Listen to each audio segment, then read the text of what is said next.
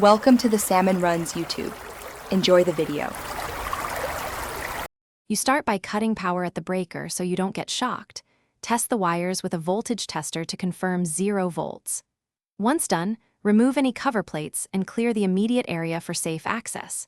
Make a quick photo of the wiring and note which wire is which, because you'll reconnect or cap later. Keep tools and a small container at hand for screws, and work methodically so you don't drop parts into the wall cavity. You now remove the nest from its bracket. If it's latched, press the release and slide the unit off. Next, loosen the terminal screws while supporting the doorbell so wires don't snap back. Once free, separate the wires and immediately cap each exposed conductor with a wire nut to prevent contact.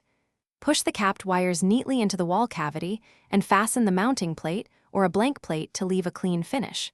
Make sure nothing is pinched when reattaching the plate. With wires capped and secure, restore power at the breaker and test the chime and circuit function.